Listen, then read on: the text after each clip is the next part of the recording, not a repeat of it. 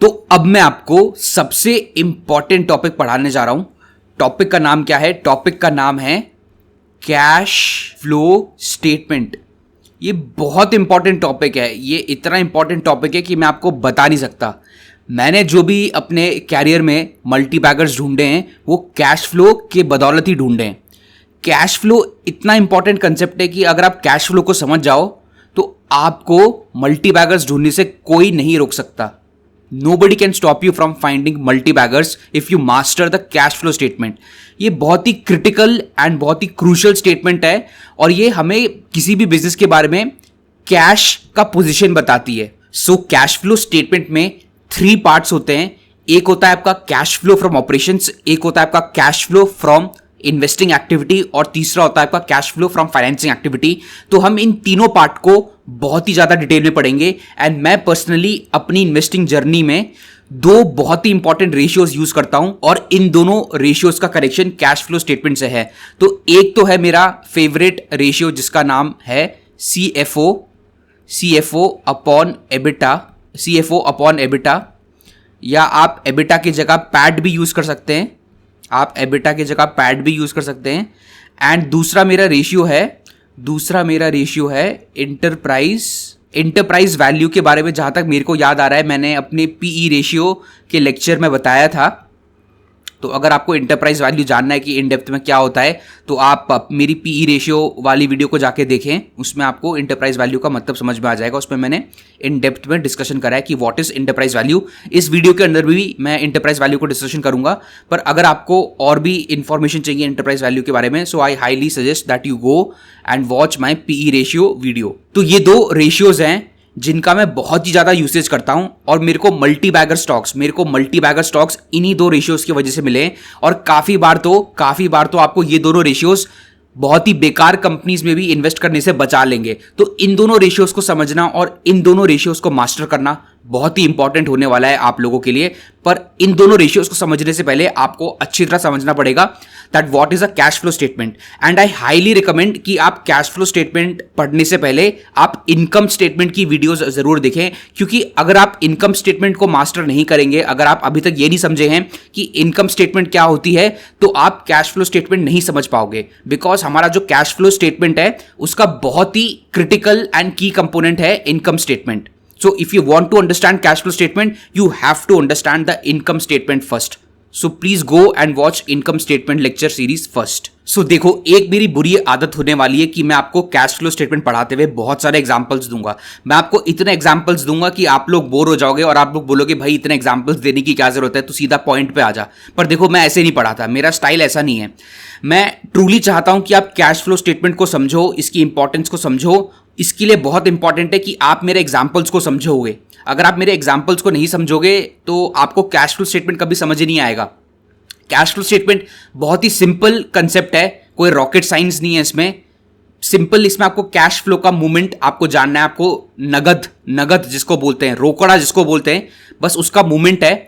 और इसके खाली जो इसका फॉर्मेट है, इसका जो प्रेजेंटेशन है वो टफ होता है, पर कंसेप्ट बहुत ही सिंपल है। अगर आप में से कोई बिजनेस ओनर है कि अगर आप में से कोई एंटरप्रेन्योर है और आप अगर अपना बिजनेस चलाते हो तो आपको बहुत ही आसानी से मेरी बातें समझ में आएंगी, क्योंकि ये सब चीजें आप खुद भी अपने बिजनेस में फेस करते होगे। सो आई हाईली रिक्वेस्ट कि आप पेशेंटली मेरा वीडियो देखें। और ये वीडियो बड़ा भी हो सकता है, 3 घंटे का भी बन सकता है, 4 घंटे का भी बन सकता है, 5 घंटे का भी बन सकता है, मेरे को नहीं पता। बट आई प्रॉमिस यू कि अगर आप ये वीडियो पूरा देख पाओगे तो आपकी इन्वेस्टिंग जर्नी में ये वीडियो बहुत ही इंपॉर्टेंट रोल प्ले करने वाला है। And I wish you all the best. अच्छा, अब हम कैश फ्लो स्टेटमेंट का डिस्कशन शुरू करते हैं। तो किसी भी बिजनेस को रन करने के लिए आपको पैसा चाहिए। क्या बोला मैंने? किसी भी बिजनेस को सक्सेसफुली रन करने के लिए आपको कैश चाहिए। जैसे ह्यूमन बॉडी को प्रॉपरली वर्क करने के लिए उसको बॉडी में ब्लड चाहिए। ह्यूमन बॉडी को प्रॉपरली वर्क करने के लिए हमें ब्लड चाहिए, हमें अपनी बॉडी में ब्लड का फ्लो चाहिए। वैसे ही किसी भी बिजनेस को रन करने के लिए सक्सेसफुली आपको कैश का फ्लो चाहिए। उस बिजनेस में आपको रियल कैश चाहिए, आपको नकद चाहिए, आपको रोकड़ा चाहिए। अगर बिजनेस एक ह्यूमन बॉडी है तो उस बॉडी का ब्लड है कैश। तो मेरी एक सिंपल सी एनालॉजी है जो मैं फॉलो करता हूं, जो आपको सुनने के बाद थोड़ी अजीब सी लगे, बट नेवर माइंड। तो जैसे हमारी बॉडी में सोल होती है, जैसे हमारी बॉडी में सोल होती है, वैसे ही बिजनेस का सोल होता है उसका कैश फ्लो स्टेटमेंट। तो ये हो गया किसी भी बिजनेस का सोल, कि अगर कैश फ्लो नहीं है बिजनेस में तो वो बिजनेस एग्जिस्ट ही नहीं करना चाहिए। और जैसे हमारी बॉडी में ब्रेन होता है, वैसे ही बिजनेस का ब्रेन होता है उसका बैलेंस शीट स्टेटमेंट। और जैसे जैसे हमारा हार्ट होता है, वैसे बिजनेस का हार्ट होता है उसका इनकम स्टेटमेंट। तो तभी मैं क्या बोलता हूं कि ये आपकी तीनों क्रिटिकल स्टेटमेंट्स को मास्टर करना बहुत ही इंपॉर्टेंट है, क्योंकि कैश फ्लो स्टेटमेंट आपका किसी भी बिजनेस का सोल हो गया, बैलेंस शीट स्टेटमेंट आपके बिजनेस का ब्रेन हो गया, और आपका इनकम स्टेटमेंट किसी भी बिजनेस का हार्ट हो गया। तो जैसे बिना पेट्रोल या डीजल के हमारे व्हीकल्स ऑपरेट नहीं कर सकते, वैसे ही कोई भी बिजनेस कैश के बिना ज्यादा टाइम तक ऑपरेट नहीं कर पाएगा। तो इसी चीज को अच्छी तरह एक्सप्लेन करने के लिए मैं एक एग्जांपल का यूज करूंगा। So let's start. तो अब आप इमेजिन करो कि आज आपका बर्थडे है। क्या बोला मैंने? आप इमेजिन करो कि आज आपका बर्थडे है, और आज क्या डेट है? आज डेट है 17 जून 2025, और आज आपका बर्थडे है। तो जब आज आप जब आज सो के उठे सुबह, तो आपने देखा कि आपके पास कितने पैसे हैं, आपने गिना। आप अपने वॉलेट की तरफ गए और अपने वॉलेट में जाके देखा, तो आपको अपने वॉलेट में कितने पैसे मिले? आपको मिले 10,000 रुपये आपकी वॉलेट में पहले से थे। फिर आप सुबह उठे, अपने पेरेंट्स के पास गए, अपने पेरेंट्स का आशीर्वाद लिया। फिर क्या किया? आपके पेरेंट्स ने आपको, क्योंकि आज आपका बर्थडे है, आपके पेरेंट्स ने आज आपको कुछ पैसे दे दिए। भाई पार्टी शार्टी करनी है, आज नहीं करनी है, अपने दोस्तों को ट्रीट दोगे, वो दोगे तो आपके पैसे खर्च होने वाले हैं। तो आपके पेरेंट्स ने आपको आज आपके बर्थडे प्रेजेंट के तरफ गिफ्ट में आपको 5,000 रुपीज़ और दे दिए, राइट। फिर क्या किया आपने? फिर आप चले गए अपने दोस्तों के साथ घूमने और अपने फ्रेंड्स को ट्रीट देने के लिए। तब आपने क्या करा? तब आपके पैसे खर्च होंगे। भाई आपको पैसे मिले हैं तो आज तो आप ट्रीट वीट दोगे ना। फिर आपके पैसे खर्च हुए, तो आपके पैसे कितने खर्च हुए? फॉर एग्जाम्पल आपके पैसे खर्च हुए 8,000 रुपये। आपके कितने पैसे खर्च हुए? 8,000 रुपये। फिर आपने क्या करा? आपने फन करा, पार्टी करी। फिर आपने क्या करा? आप घर आ गए। आप जब घर आ गए तो आपने देखा कि आपके पास कितने पैसे बचे हैं। भाई आपने देखा आज कितने पैसे बचे, मतलब रात हो गई है, आप सोने वाले हो। आपने बोला यार सोने से पहले एक बार चेक कर लेता हूँ कि कितने पैसे मेरे पास बचे हैं। तो आपने देखा कि आपके वॉलेट में 7,000 रुपीज़ बचे हुए हैं। आपके वॉलेट में 7,000 रुपीज़ बचे हुए हैं। तो एक बात बताओ, ये जो 10,000 रुपीज़ है, क्या मैं इसको मैं ओपनिंग बैलेंस बुला सकता हूँ? कि भाई जब मैं सुबह सो के उठा मैं आज, तो ओपनिंग बैलेंस में बुला सकता हूँ। मेरे पास कितने पैसे थे? मेरे पास 10,000 रुपीज़ थे। और जब मैं सोने वाला हूँ, रात को मैं सोने वाला हूँ, जब मैंने देखा कि मेरे पास 7,000 रुपीज़ है, तो क्या मैं 7,000 रुपीज़ को क्लोजिंग बैलेंस बुला सकता हूँ? क्लोजिंग बैलेंस हो गया ना, क्योंकि मैं जब सोने वाला हूँ, दिन मेरा खत्म हो गया है, मैं सोने वाला हूँ, तो ये मेरा क्लोजिंग बैलेंस हो गया। मतलब 10,000 रुपीज़ तो मेरे को मिले सुबह, और 10,000 रुपीज़ के साथ मैंने अपना दिन शुरू करा, और तब मैं सोने वाला हूँ, तब मेरा बर्थडे खत्म हो गया।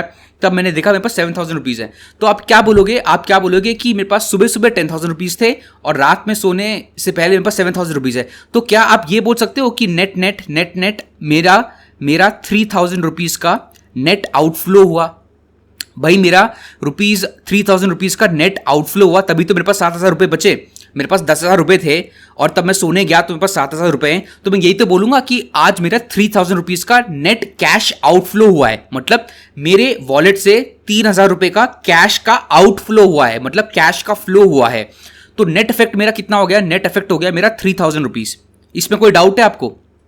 कोई डाउट है समझने में कि नेट इफेक्ट मेरा हो गया 3,000 रुपीज़? फिर आप सोचोगे भाई 3,000 रुपीज़ का नेट आउटफ्लो कैसे हुआ, मतलब मेरे वॉलेट से 3,000 रुपीज़ कैसे गए? फिर आप सोचोगे कि हाँ 5,000 रुपीज़ मेरे को मेरे पेरेंट्स ने दिए थे, 8,000 रुपये मैंने अपनी ट्रीट्स में अपने फ्रेंड्स को गिफ्ट मतलब पार्टी वार्टी में मैंने खर्च कर दिए, तो मेरा नेट इफेक्ट हो गया 3,000 रुपीज़ का। कैसे सोचोगे कि मेरे पेरेंट्स ने 5,000 रुपीज़ दिए और मैंने अपनी पार्टी में ट्रीट देने में 8,000 रुपीज़ खर्च करे, तो नेट इफेक्ट हो गया 3,000 रुपीज़। अच्छा ठीक है, हाँ ठीक है। तो सिमिलरली बिजनेसेस भी ऐसा ही करती हैं। क्या बोला मैंने? बिजनेसेस भी ऐसा ही करती हैं। तो बिजनेसेस क्या करते हैं? बिजनेसेस ये करते हैं कि जब उनका स्टार्टिंग में साल शुरू होता है, तो वो देखते हैं कि उनके पास स्टार्टिंग ऑफ द ईयर में opening cash and cash equivalent कितना है। क्या बोला मैंने? ओपनिंग में कैश एंड कैश इक्विवेलेंट कितना है, और फिर उनके साल के क्लोजिंग में, तब उनका साल खत्म हो रहा था, फाइनेंशियल ईयर खत्म हो रहा है, तो कितना कैश एंड कैश इक्विवेलेंट है। अब ये कैश इक्विवेलेंट क्या होता है सब समझाऊंगा, धीरे धीरे सब समझाऊंगा, टेंशन मत लो। For example opening cash and cash equivalent X amount था and closing cash and cash equivalent आपका एक्स अमाउंट है। और जो ये पूरे साल के बीच में, भाई साल के बीच में क्या हुआ होगा? कैश आया होगा, कैश गया होगा, कैश आया होगा, कैश गया होगा। तो पूरे साल में जो भी आपका यहां पे कैश फ्लो हुआ है, पूरे साल में आपका जो भी कैश फ्लो हुआ है, और हमारे कैश फ्लो दो टाइप के होते हैं। एक होता है हमारा इनफ्लो, जैसे अब एग्जांपल में मेरे को 5,000 रुपीज मिले थे, तो 5,000 कैश मेरे पास आया था, तो वो इनफ्लो था। और एक दूसरा कैश फ्लो का टाइप होता है, वो होता है आउटफ्लो का मतलब कि कैश का बाहर जाना। जैसे मेरे 8,000 रुपीज मैंने खर्च करे थे, तो 8,000 रुपीज मेरे से गए, तो कैश का आउटफ्लो हुआ मेरे से। तो सेकंड हो गया आपका कैश का आउटफ्लो। तो बस अब हम इस वाली पूरे डेटा को, अगर हम इस पूरे डेटा को कि बिजनेस है, बिजनेस के स्टार्टिंग ऑफ द ईयर में कितना कैश एंड कैश इक्विवेलेंट है, और बिजनेस के क्लोजिंग में कितना कैश एंड कैश इक्विवेलेंट है, और बीच में जो भी सारे ट्रांजैक्शंस हुए कैश के, कि कहां से कैश गया, कहां से कैश अंदर आया, अगर आप इन सारे ट्रांजैक्शंस को एक स्टेटमेंट में प्रेजेंट करोगे, तो वही होता है आपका कैश फ्लो स्टेटमेंट। बस इतनी सी बात है। हाँ, बस यही तो होता है कैश फ्लो स्टेटमेंट। भाई यही तो होता है कि फॉर एग्जांपल कोई बिजनेस है, अगर उसका opening cash and cash equivalent 1 lakh रुपए है और एंड में 5 लाख रुपए हो गए, तो भाई ये 4 लाख रुपए कहां से आए, कौन से सोर्सेज से आए, कहां से हमारे पास पैसा आया है, कहां से हमारे पास पैसा गया है। तो अगर आप इन सारे ट्रांजैक्शंस को दिखाओगे एक स्टेटमेंट की फॉर्म में, तो इसको हम बुलाते हैं कैश फ्लो स्टेटमेंट। बस यही करना है आपको, मोटा मोटा आपको यही करना है। आपका जो कोर कंसेप्ट है वो यही है कैश फ्लो स्टेटमेंट का। अब आप में से काफी लोग बोलेंगे कि सर कैश फ्लो स्टेटमेंट बनाने की क्या जरूरत है, क्या हम इनकम स्टेटमेंट और बैलेंस शीट को पढ़ के काफी नहीं है हमारे लिए कोई भी इन्वेस्टमेंट डिसीजन बनाना। तो मैं आपको एक इंपॉर्टेंट कहानियां सुनाऊंगा। देखो, मेरे को कहानी सुनाने का बहुत शौक है। एक कहानी तो मैं आपको सुना चुका हूं बर्थडे की, अब मैं आपको दूसरी कहानी सुनाऊंगा। दूसरे कहानी के थ्रू मैं आपको एक्सप्लेन करूंगा। तो आप इमेजिन करो कि ये हूं मैं, हाँ ये हूं मैं, मेरा नाम क्या है? मेरा नाम है रोहित, ठीक है। और मैंने सोचा कि यार मैं एक बिजनेस खोलना चाहता हूँ। सर कौन सा? भाई मैं बिजनेस खोल रहा हूँ रसगुल्ले बनाने का। मैंने सोचा कि यार रसगुल्लों की डिमांड बहुत ज़्यादा है, रसगुल्ले तो हर किसी को पसंद है, तो मैं रसगुल्ले का बिजनेस शुरू करता हूँ। ठीक है। मैं अपने रसगुल्ले का रेट लगता हूँ कि मैं 1 किलोग्राम मैं बेचूंगा 200 रुपये में। क्या बोला मैंने? 1 किलोग्राम मैं बेचूंगा 200 किलो में। भाई थोड़ा हाई क्लाइंटेल को मैं केटर करना चाहता हूँ। मैंने सोचा 1 किलो में बेचूंगा 200 रुपये में। ठीक है। तो पहले दिन मैंने कितनी की सेल्स करी? जब मैंने पहले दिन अपनी शॉप खोली, तो मैंने पहले दिन ही कितनी की सेल्स कर डाली? मैंने बेच डाला 20 kg का सामान। मैंने रसगुल्ले 20 किलो के बेच डाले। कितने के? तो मेरा सेल्स कितना हो गया? मेरा सेल्स हो गया पहले दिन का 4,000 रुपये। ओह बढ़िया भाई, मेरे लोग इतने थे, मेरे को जानने वाले इतने थे, मेरे स्टूडेंट्स इतने थे, तो सब लोग मेरे से आए और सबने मेरे से रसगुल्ले लेके चले गए। तो मेरी सेल्स हो गई पहले दिन पे 4,000 रुपये। कितनी की सेल्स हो गई मेरी पहले दिन की सेल्स हो गई 4,000 रुपये की। ठीक है। और यार मैं तो बड़ा खुश कि यार पहले दिन ही मैंने 4,000 रुपये कमा लिए। फिर मैंने क्या सोचा? मैंने सोचा चलो घर चल रहा हूँ, वहाँ पे कोई मेरा वेट कर रहा है। सर कौन वेट कर रहा है? अरे कोई नहीं यार, मेरे पेरेंट्स ही वेट कर रहे हैं। ठीक है। तो मैं घर गया और मेरे वहाँ पे पेरेंट्स वेट कर रहे हैं। मैंने पेरेंट्स को क्या बताया? मैंने जाते ही घर बताया कि मम्मी पापा मैंने आज 4,000 रुपये की सेल्स कर डाली। क्या बोला मैंने अपने पेरेंट्स को? मम्मी पापा मैंने आज 4,000 रुपये की सेल्स कर डाली। पेरेंट्स भी बड़े खुश। पेरेंट्स से बोला भाई लाओ बेटा हमें दे दो 1,000 रुपये। भाई देनी भी चाहिए ना भाई, पहले दिन की कमाई है, आप अपने पेरेंट्स को तो दोगे ही कुछ ना कुछ, सही बात है, नहीं देने चाहिए। पर मैंने मम्मी पापा से बोला कि मम्मी मैंने 4,000 की तो सेल्स करी है, पर मेरे पास पैसा तो है ही नहीं है। पेरेंट्स सुन के यार आश्चर्यचकित कि यार ये तो बोल रहा है कि इसने 4,000 रुपये की सेल्स करी है, 4,000 रुपये का इसने माल बेचा है, पर यार ये तो हमें पैसा दे ही नहीं रहा। अब प्रॉब्लम क्या हुई कि जो मैंने 4,000 रुपये की सेल्स करी है, ध्यान से सुनो मेरी बात, कि जो मैंने 4,000 रुपये की सेल्स करी है वो सारी की सारी मैंने उधारी पे कर दी।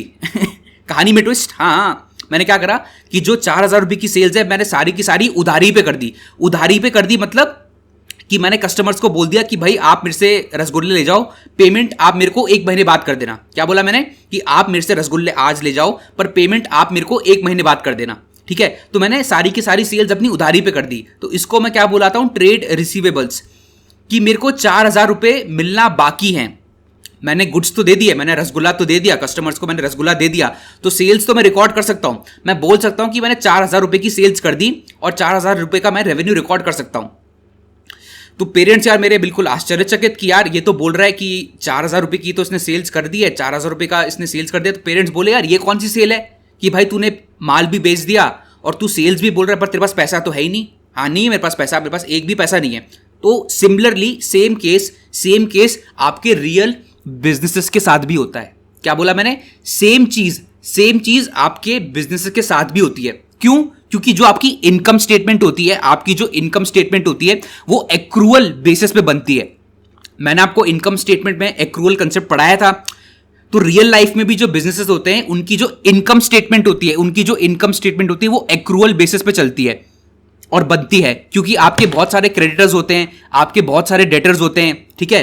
तो जो बिजनेस अगर सच में कोई प्रॉफिट कमा रही है, कोई भी बिजनेस उठा लो, अगर वो कुछ प्रॉफिट कमा रही है तो जरूरी नहीं है कि वो जितना प्रॉफिट कमा रही है उतना ही कैश है उसके पास। आप समझ गए मेरी बात? जरूरी नहीं है कि कोई बिजनेस जितना प्रॉफिट कमा रहा है, जितना प्रॉफिट आफ्टर टैक्स कमा रहा है, तो उसके पास कैश भी उतना ही है।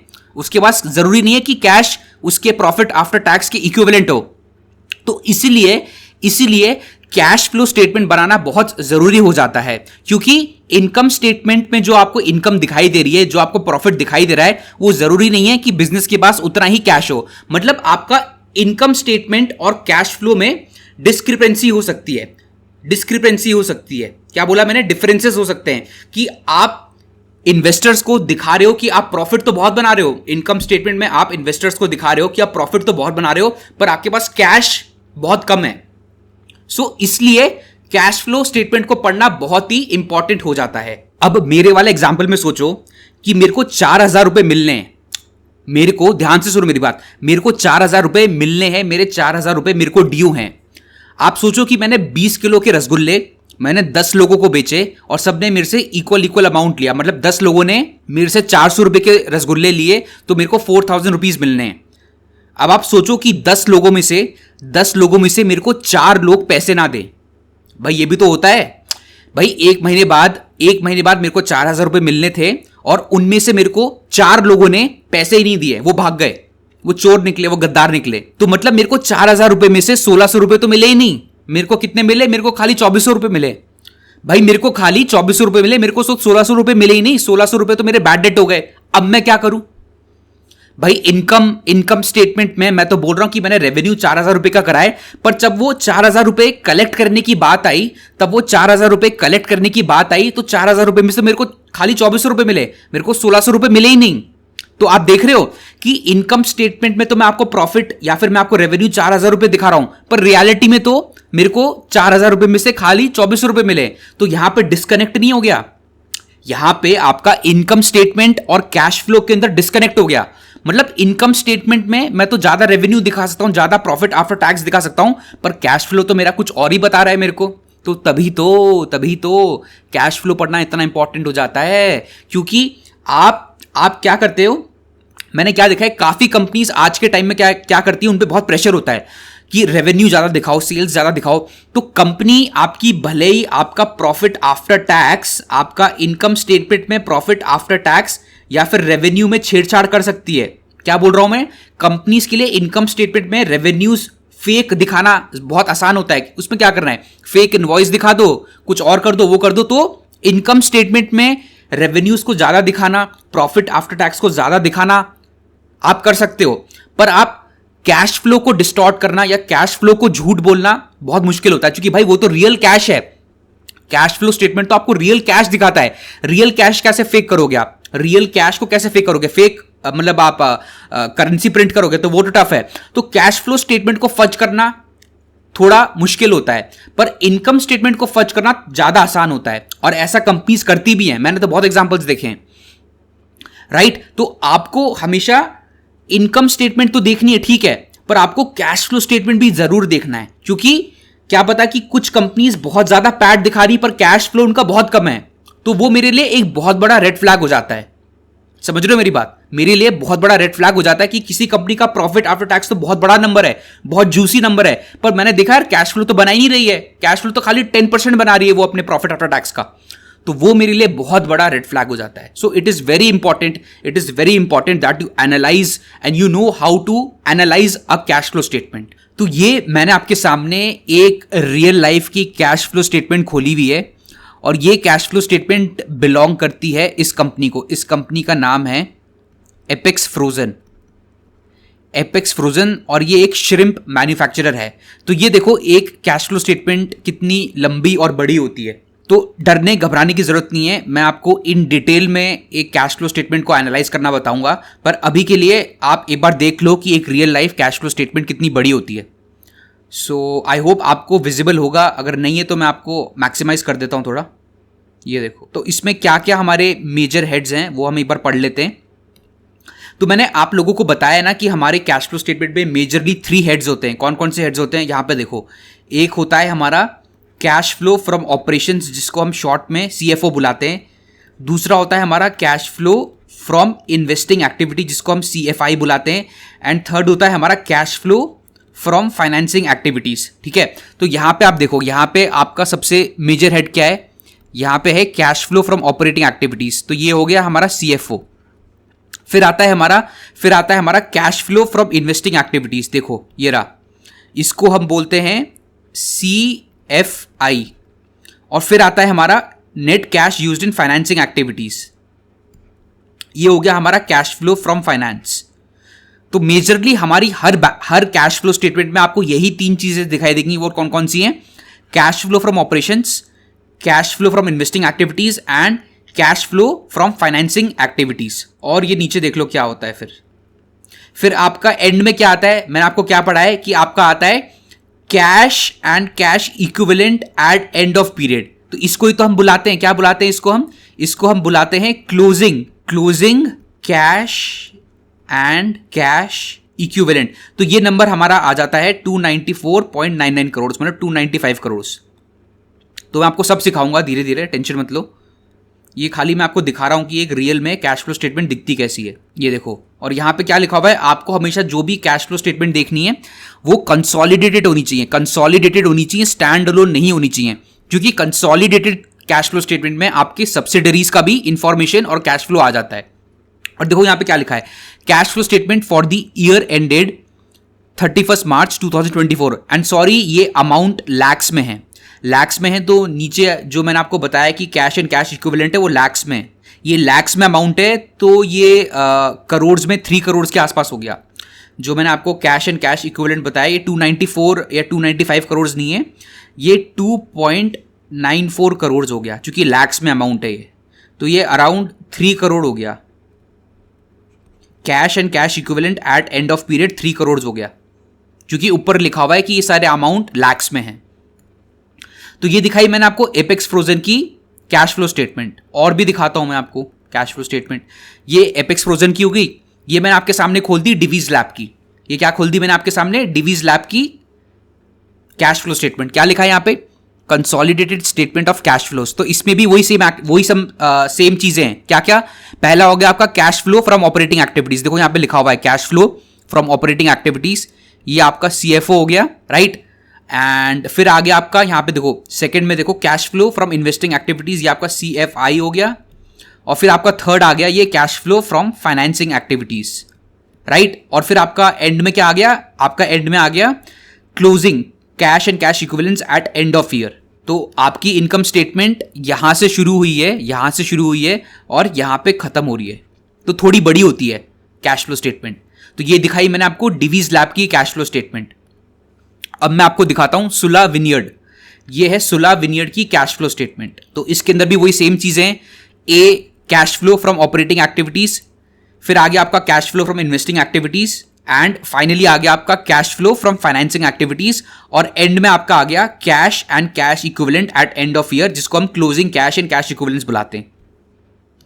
तो ये थी आपकी सुला विनियर्ड की कैश फ्लो स्टेटमेंट। अब मैं आपको दिखाता हूं पीवीआर। ये है पीवीआर की cash flow statement, PVR INOX की। तो इसके अंदर भी सब चीजें सेम ही है।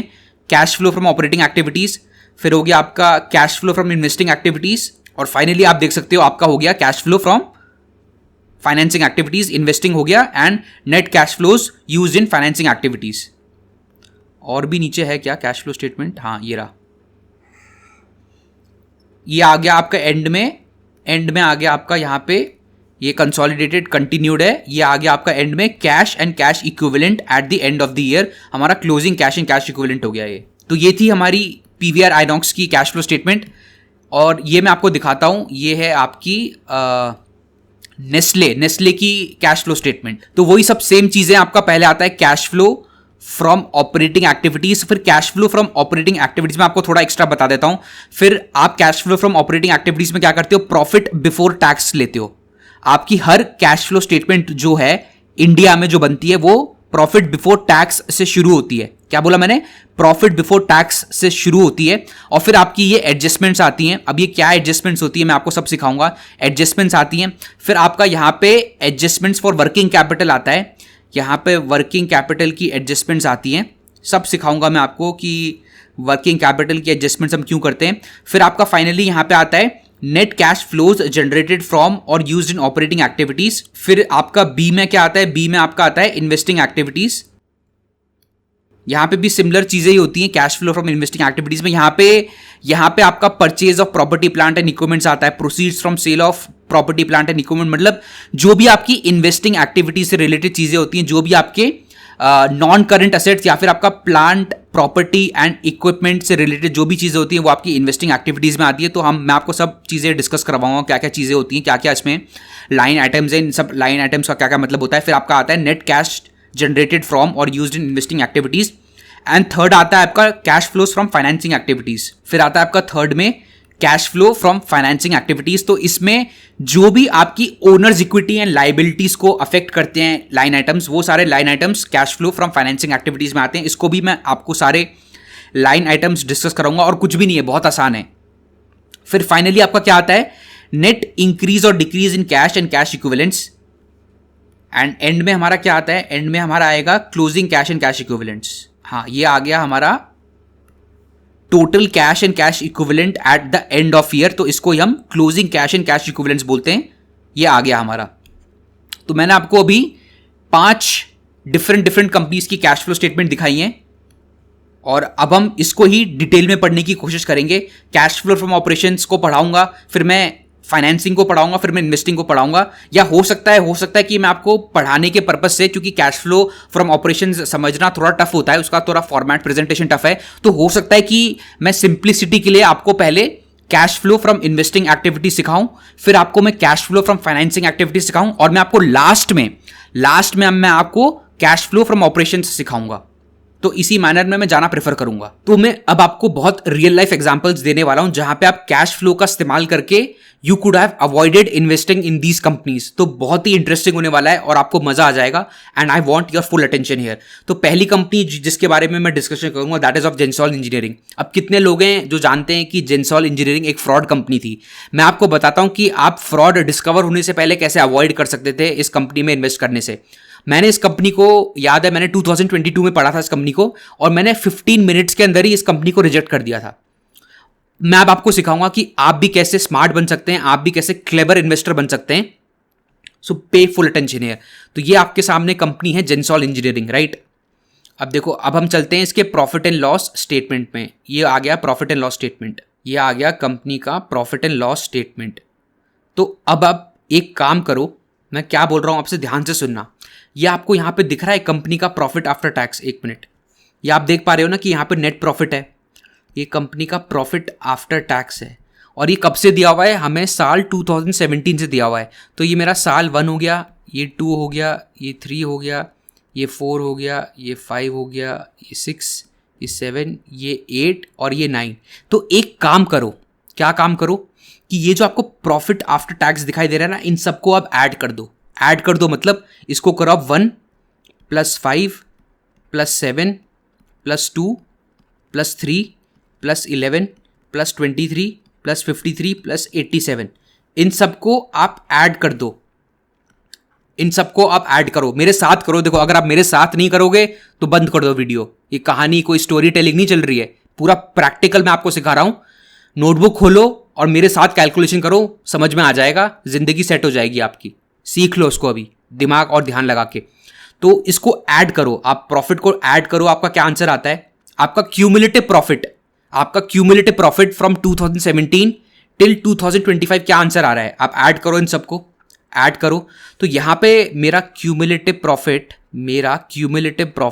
लास्ट 9 ईयर्स का आता है 192 करोड़।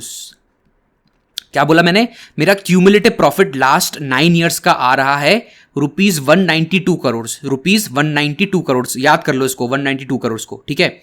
अब मैं आपको लेके चलता हूं कंपनी की कैश फ्लो स्टेटमेंट में। ये देखो, ये होगी हमारी बैलेंस शीट के नीचे ये देखो कैश फ्लो स्टेटमेंट।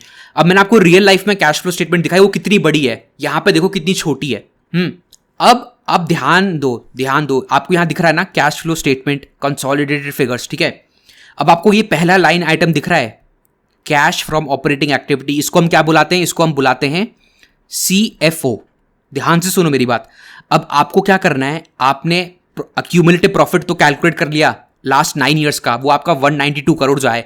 अब आपको क्या करना है, आप इसको ऐड कर दो यहां से, खाली cash flow from operating activities को आप ऐड कर दो। मतलब 0 + 2 + 3 -15 + 6 -50 + 115 -98। आप इन सब फिगर्स को ऐड कर दो, इन सब फिगर्स को ऐड करो। तो आपका यहां पे cumulative cash flow from operations कितना आता है? ऐड करो, ये आएगा आपका -37 करोड़। आपका जो अमाउंट है 0 + 2 + 3, इन सबको आप ऐड करोगे कैश फ्लो फ्रॉम ऑपरेशंस को, तो आपका cumulative cash flow from operations आएगा -37 करोड़ का। आपका क्यूमुलेटिव प्रॉफिट कितना आया? क्यूमुलेटिव प्रॉफिट आफ्टर टैक्स आपका कितना आया ऊपर? वो आया आपका ₹192 करोड़। अब आप मेरे को एक बात बताओ, ये हमारा लास्ट 9 ईयर्स का क्यूमुलेटिव डेटा है, तो मतलब लास्ट 9 ईयर्स में आपको इनकम स्टेटमेंट में तो दिखाई दे रहा है कि कंपनी ने ₹192 करोड़ का प्रॉफिट कमाया है। क्या आपको लास्ट 9 ईयर्स के प्रॉफिट को देख के लग रहा है कि यार कंपनी ने लास्ट 9 ईयर्स में तो ₹192 करोड़ का प्रॉफिट कमाया है? पर अगर आप कंपनी का cumulative cash flow from operations देखोगे तो यार ये तो -37 करोड़ में है, ये तो -37 करोड़ में है। मतलब कंपनी आपको इनकम स्टेटमेंट में तो प्रॉफिट दिखा रही है, पर रियलिटी में कंपनी के पास तो कुछ कैश ही नहीं आ रहा। समझ रहे हो मेरी बात? कंपनी के पास रियलिटी में तो कुछ कैश ही नहीं बन रहा।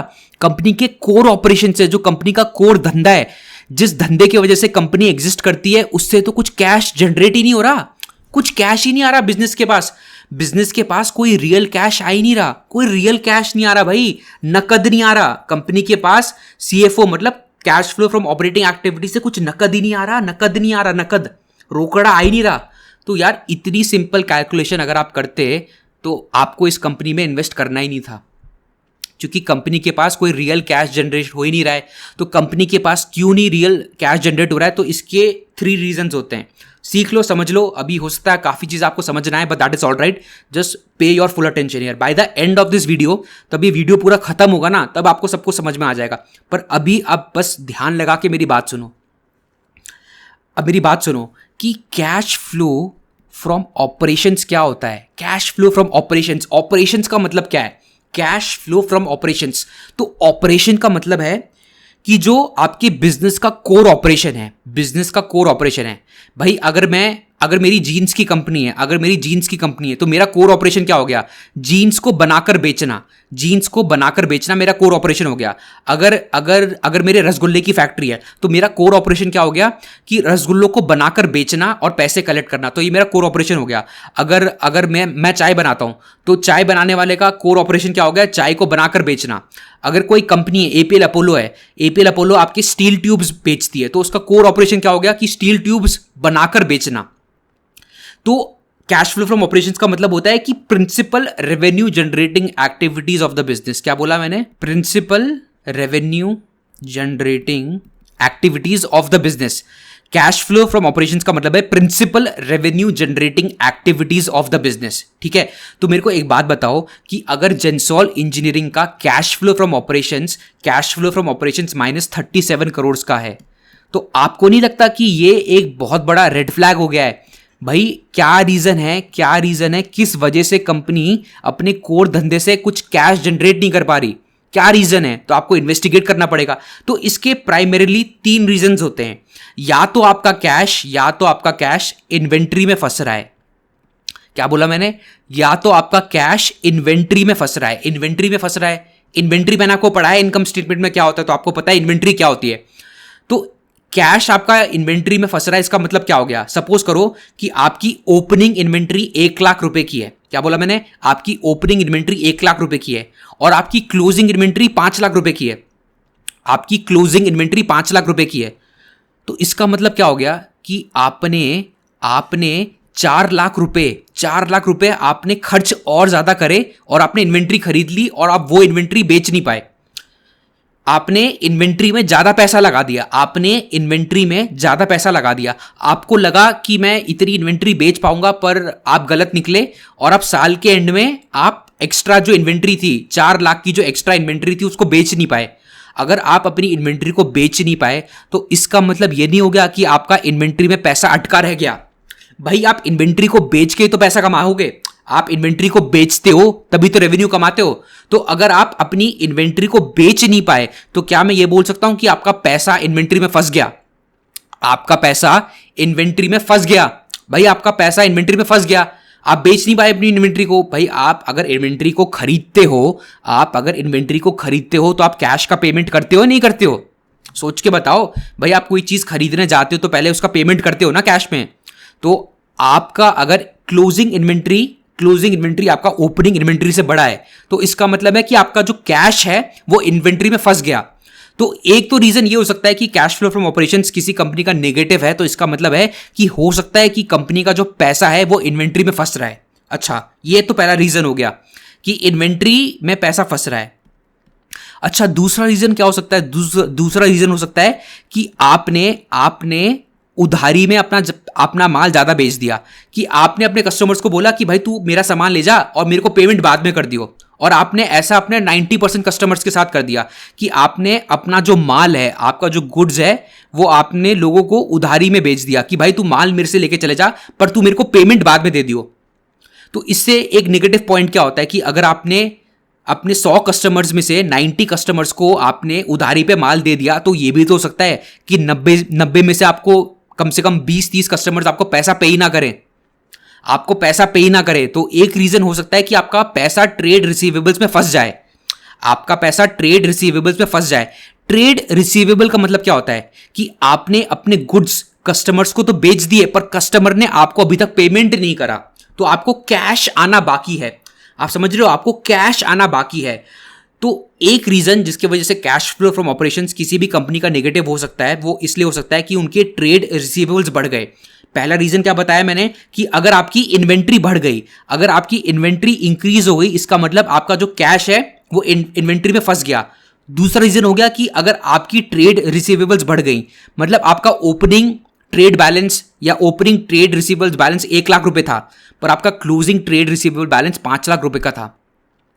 इसका मतलब क्या हो गया? इसका मतलब हो गया कि आपने 4 लाख की और एडिशनल सेल करी और उसका पैसा अभी तक आपको रिसीव नहीं हुआ है। अगर आपको पैसा ट्रेड रिसीवेबल्स का रिसीव नहीं हुआ है, मतलब आपका ट्रेड रिसीवेबल्स में कैश अटक गया।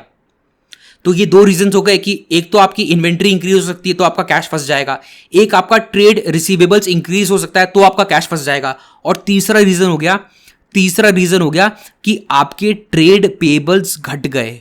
क्या बोला मैंने? आपके ट्रेड पेबल्स घट गए। अब ये ट्रेड पेबल्स क्या होता है?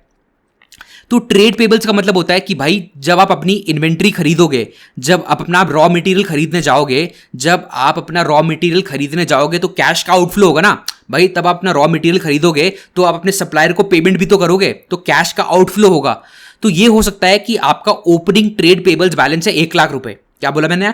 आपका साल में ओपनिंग ट्रेड पेबल्स बैलेंस है 1 लाख रुपए और आपका क्लोजिंग ट्रेड पेबल्स बैलेंस हो रहा है 20,000 रुपीज। तो इसका क्या मतलब है कि आपने 80,000 का पेमेंट कर दिया। आप जब अपने आपके जब ट्रेड पेबल्स घटेंगे, जब आपके ट्रेड पेबल्स घटेंगे तो आपसे तो कैश का आउटफ्लो होगा ना। आपका अगर ओपनिंग ट्रेड बैलेंस 1 लाख रुपए है और आपका क्लोजिंग ट्रेड बैलेंस 20,000 है, तो इसका मतलब क्या हो गया कि आपने 80,000 के जो आपके ड्यूज थे वो आपने पे कर दिए, मतलब आपके हाथ से कैश चला गया। तो मतलब अगर आपका ट्रेड पेबल्स डिक्रीज हो रहा है, ट्रेड पेबल्स आपका डिक्रीज हो रहा है, तो आपका मतलब है कि आपका कैश आपके हाथों से जा रहा है। अब हम बहुत डिटेल में इन तीनों चीजों को डिस्कस करेंगे। अभी के लिए मेरी बात सुन लो। हो सकता है कि आपके समझ में चीजें ना आए, that is all right, that is perfectly fine. बस मेरी बातों को सुन लो। ये तीनों चीजें हम बहुत डिटेल में डिस्कस करने वाले हैं, आराम से आपको समझ में आ जाएंगी। तो आपका जो कैश फ्लो फ्रॉम ऑपरेशंस है वो इन 3 चीजों की वजह से नेगेटिव हो सकता है। मैंने आपको रीजंस बता दिए।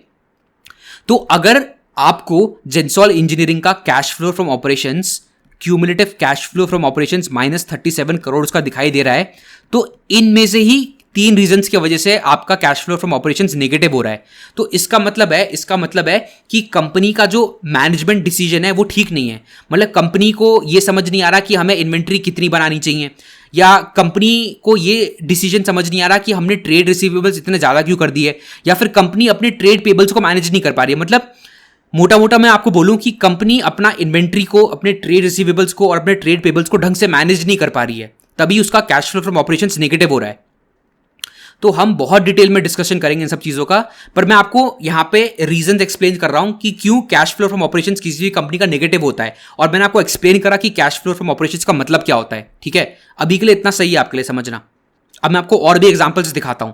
तो अब मैं कहने का मेरा क्या मतलब है, कहने का मेरा सीधा सा ये मतलब है कि अगर आपकी पोर्टफोलियो में कोई भी कंपनीज हैं तो आप एक छोटा सा काम करो। क्या काम करो कि आप अपनी कंपनीज का क्यूमुलेटिव प्रॉफिट आफ्टर टैक्स को ऐड करो, क्यूमुलेटिव प्रॉफिट आफ्टर टैक्स को ऐड करो, और cumulative cash flow from operations को ऐड करो। आपका यहां पे कुछ अमाउंट आएगा ना, अमाउंट आएगा, और फिर आप उसको डिवाइड कर दो, आप CFO अपॉन पैट कर दो। क्या बोला मैंने? CFO अपॉन पैट कर दो, तो आपका आंसर मिनिमम आपका आंसर 50% तो आना चाहिए भाई। मिनिमम 50% तो आपका प्रॉफिट आफ्टर टैक्स कन्वर्ट होना चाहिए CFO में। अब मेरे को बताओ कि cash flow from operations divided by profit after tax का क्या मतलब है? इसका मतलब है कि हम देखना चाह रहे हैं कि हमारा प्रॉफिट आफ्टर टैक्स का जो फिगर है उसका कितना percentage cash flow from operations में कन्वर्ट हो पा रहा है। समझ रहे हो मेरी बात? भाई अगर मैंने डिनोमिनेटर में प्रॉफिट आफ्टर टैक्स लिखा हुआ है तो इसका क्या मतलब हो गया? इसका मतलब हो गया कि हम ये जानना चाह रहे हैं कि हमारा कितना परसेंटेज प्रॉफिट आफ्टर टैक्स का कैश फ्लो फ्रॉम ऑपरेशंस में जाके कन्वर्ट हो रहा है। हम ये देखना चाह रहे हैं कि हमारा जो प्रॉफिट आफ्टर टैक्स का फिगर है उसका कितना परसेंटेज रियल कैश में कन्वर्ट हो पा रहा है। तो हमें ये कैश फ्लो अपॉन पैट बताता है। तो आप एक और काम कर सकते हो कि आप यहां पे प्रॉफिट आफ्टर टैक्स की जगह आप CFO अपॉन एबिटा भी यूज कर सकते हो। क्या बोला मैंने? आप कैश फ्लो फ्रॉम पैट की जगह, मतलब डिनोमिनेटर में आप प्रॉफिट आफ्टर टैक्स की जगह आप CFO अपॉन एबिटा भी यूज कर सकते हो। तो इसमें भी कोई प्रॉब्लम नहीं है। सो होपफुली आपको चीजें थोड़ी बहुत समझ में आने लग गई होंगी। अब मैं आपको और भी रियल लाइफ एग्जांपल्स दिखाऊंगा, आपको मजा आने वाला है। जस्ट पे योर फुल अटेंशन हियर। एक और इंपॉर्टेंट बात जो मैं आपको बताना चाहता हूं कि हम CFO को मैं आपको याद रखने का एक इंपॉर्टेंट हैक बता रहा हूं। CFO को मैं हिंदी में क्या बुलाना पसंद करता हूं? CFO को मैं बुलाता हूं धंधे का पैसा जो गले में आ गया। क्या बोला मैंने? CFO को अगर आप मारवाड़ी की लैंग्वेज में याद रखना चाहते हो तो CFO का मतलब होता है धंधे का पैसा जो गले में आ गया। CFO का मतलब है धंधे का पैसा जो गले में आ गया। तो इसको भी आप याद रखो। CFO क्या है? CFO है धंधे का पैसा जो गल्ले में आ गया। तो ये देखो, अगर मैं आपको जेंसॉल इंजीनियरिंग का चार्ट दिखाऊं तो ये देखो, ये स्टॉक जहां से शुरू होते हैं ना, ये स्टॉक जहां से शुरू होते हैं, अब ये स्टॉक का प्राइस यहां पे कितना था, एक मिनट, इस स्टॉक का प्राइस 2021 में 20 रुपए था। 20 रुपए से ये स्टॉक सीधा गया आपका 1300 रुपए। तो क्या है, आप जो रिटेलर्स जो होते हैं वो स्टॉक प्राइस के पीछे भागते हैं।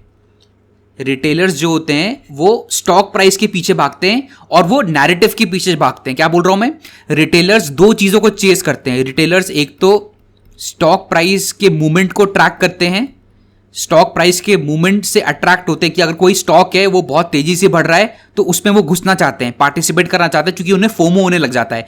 और सेकंड है आपका कि जो रिटेलर्स होते हैं, रिटेलर्स आपके नैरेटिव में फंस जाते हैं, नैरेटिव्स में। अब नैरेटिव का मतलब क्या होता है, आप समझ रहे हो।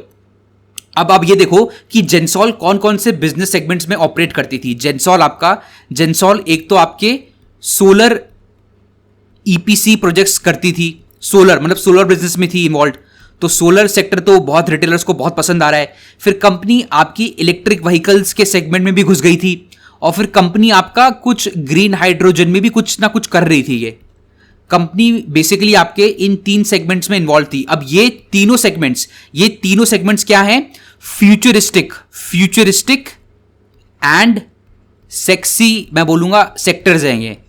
तो क्या है, आप जो रिटेलर्स हो ना, रिटेलर्स जो आम आदमी होता है वो नैरेटिव में फंस जाता है। क्या बोला मैंने, वो नैरेटिव में फंस जाता है और वो स्टॉक के प्राइस मूवमेंट में फंस जाता है, और वो उस कंपनी की इनकम स्टेटमेंट नहीं देखता, बैलेंस शीट नहीं देखता, और वो कैश फ्लो स्टेटमेंट में नहीं देखता।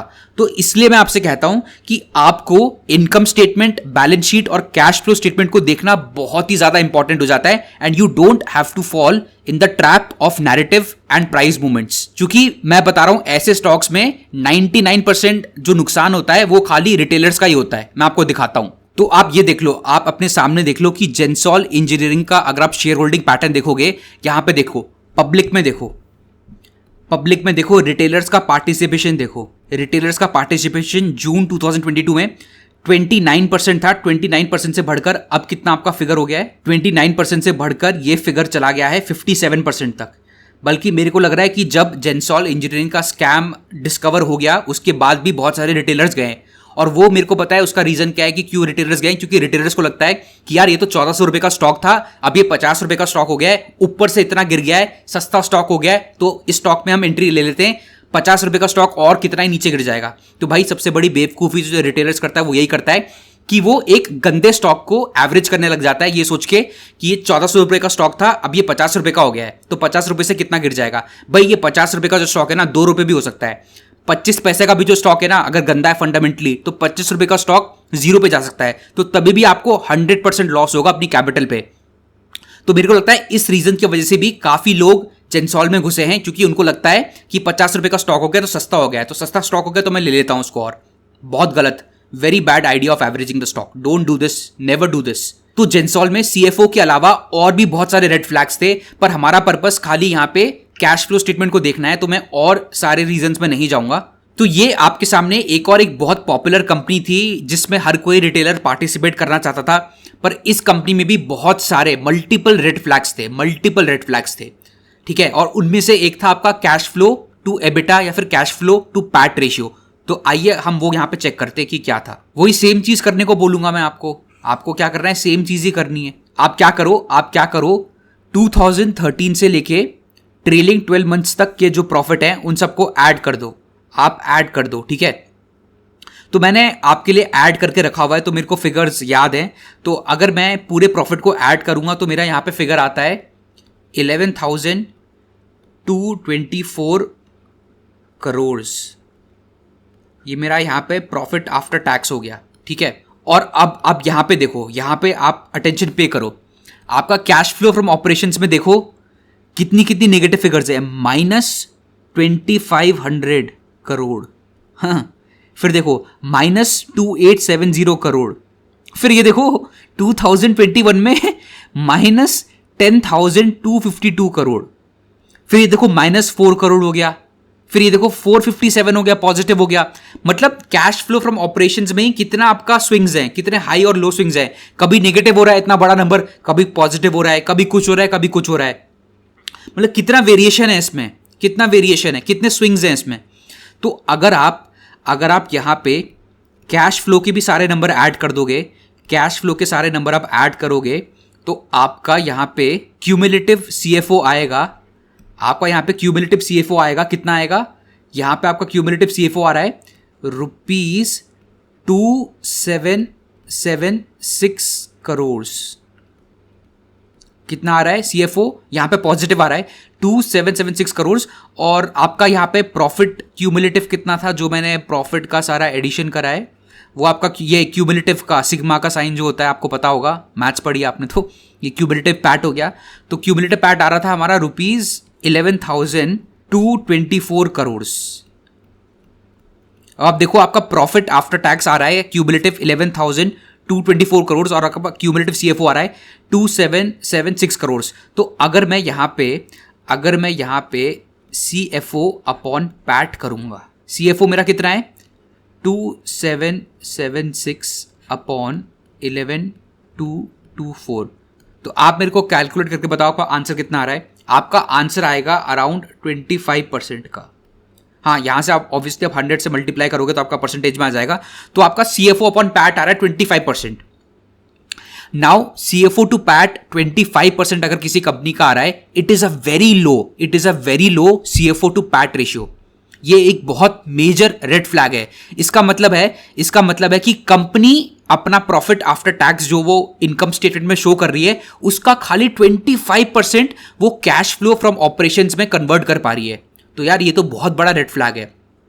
सो as a rule of thumb, एक रूल ऑफ थंब मैं आपको बता रहा हूं, ऐसे सीएफओ टू एबिटा हर कंपनी का across different sectors, different industries में डिफर करेगा, राइट? समझो मेरी बात। पर as a rule of thumb CFO to EBITDA अगर आपको कभी भी किसी भी कंपनी में 60% से कम दिख रहा है, क्या बोला मैंने?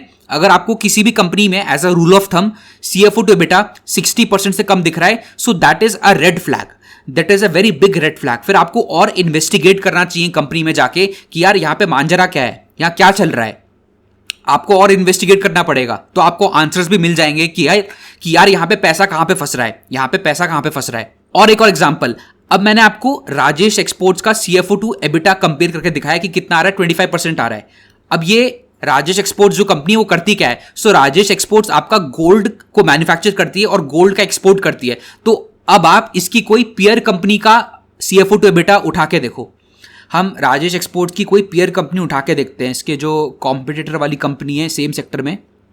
तो यहां पे मेरे को कल्याण ज्वेलर्स दिखा रहा है, राइट? तो अब मैं कल्याण ज्वेलर्स का जाके सीएफओ टू एबिटा देखता हूं। अब आप यहां पे देखो कल्याण ज्वेलर्स का, आप यहां पे सीएफओ टू एबिटा देखो। यहां पे आप प्रॉफिट को ऐड करके देख सकते हो खुद, सारे आप प्रॉफिट ऐड कर लो, मैंने करे नहीं है। और यहां पे कितना कितना प्रॉफिट आ रहा है, 224 करोड़, 432, 596, 714।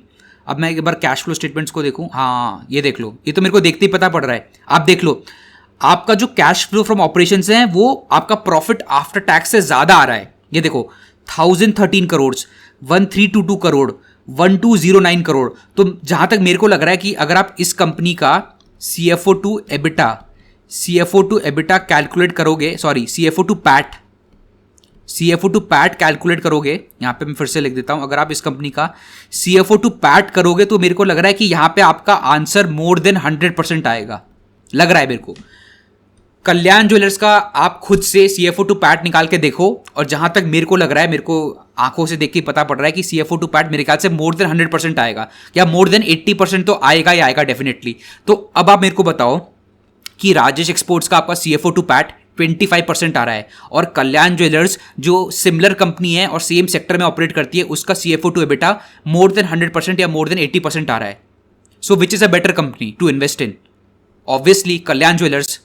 तो आप समझ रहे हो कि सीएफओ टू एबिटा या सीएफओ टू पैट देखना कितना इंपॉर्टेंट है। तो आप लोगों के लिए कैश फ्लो स्टेटमेंट को पढ़ना कितना इंपॉर्टेंट है और उसको समझना कितना इंपॉर्टेंट है। तो इतने सारे मैं आपको एग्जांपल्स क्यों बता रहा हूं? मैं आपको इतने सारे एग्जांपल्स इसलिए बता रहा हूं जिससे कि आपका इंटरेस्ट कैश फ्लो स्टेटमेंट्स में मैं जनरेट कर सकूं और आप ऑटोमेटिकली पढ़ने के लिए तैयार हो जाओ कैश फ्लो फ्रॉम स्टेटमेंट, क्योंकि कैश फ्लो फ्रॉम स्टेटमेंट थोड़ा सा आपको डिफिकल्ट टॉपिक लगेगा, तब हम और एडवांस कंसेप्ट्स में जाएंगे। तो आप अपने सामने देख सकते हो कि राजेश एक्सपोर्ट्स का ये चार्ट है और इसका प्राइस एक टाइम पे 1000 रुपीज का था, जो अब गिरकर 200 रुपीज पे रह गया है।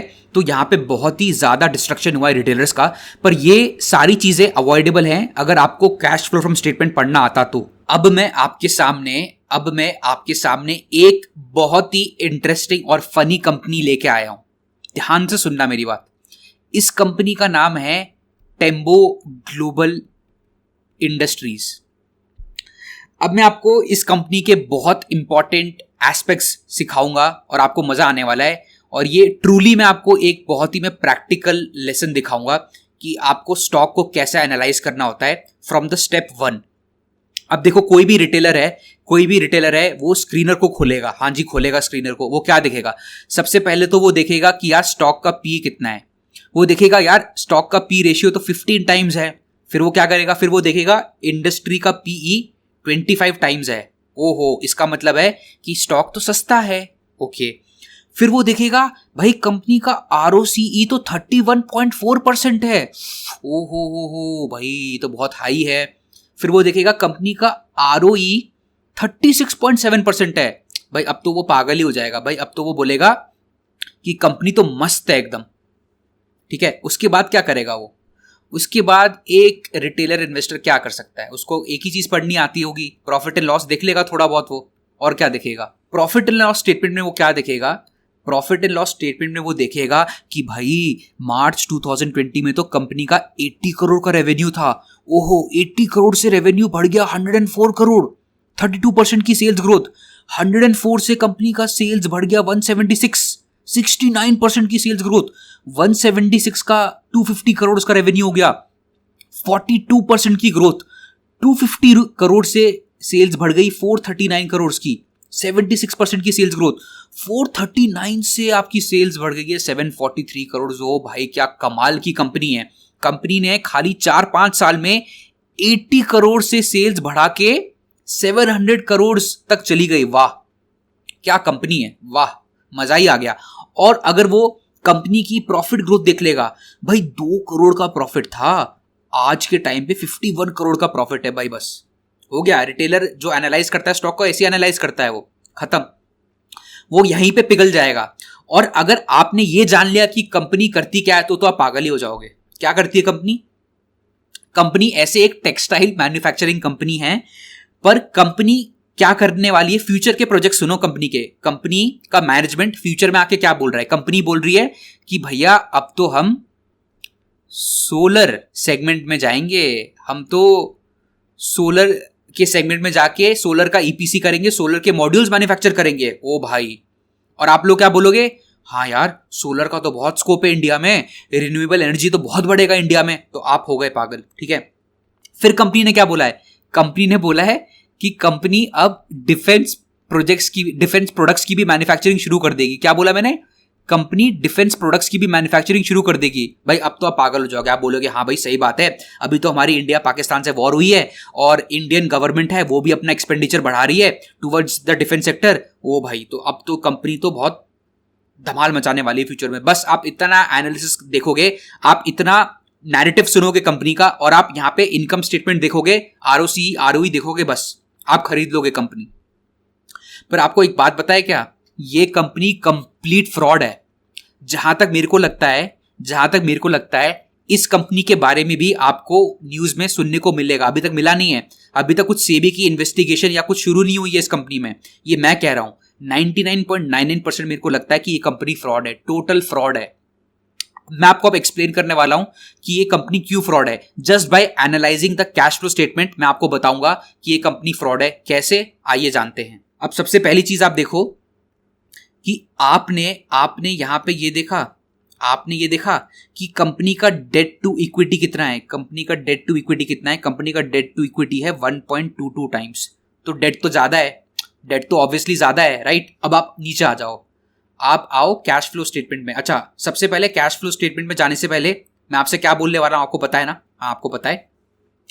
आप मेरे लिए प्रॉफिट आफ्टर टैक्स को ऐड कर दो सारा, 2 + 3 + 6 प्लस 14 प्लस 51 कितना आ रहा है आपका आंसर? आपका आंसर आएगा अराउंड 78 करोड़। आपका क्यूमुलेटिव प्रॉफिट आएगा 78 करोड़ का। ठीक है, अब हम चलते हैं कैश फ्लो स्टेटमेंट में, वहीं पे सारा फन छुपा हुआ है। इधर आ जाओ, अब मेरे को देख के बताओ कंपनी का कैश फ्लो जनरेशन क्या है। -0, यार जीरो ही लिख देते हैं। -0 क्या होता है? -0 तो कुछ होता ही नहीं है।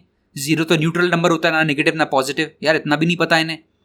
-4 करोड़, 4 करोड़, 2 करोड़, -7 करोड़। अरे ये क्या है भाई? -203 करोड़।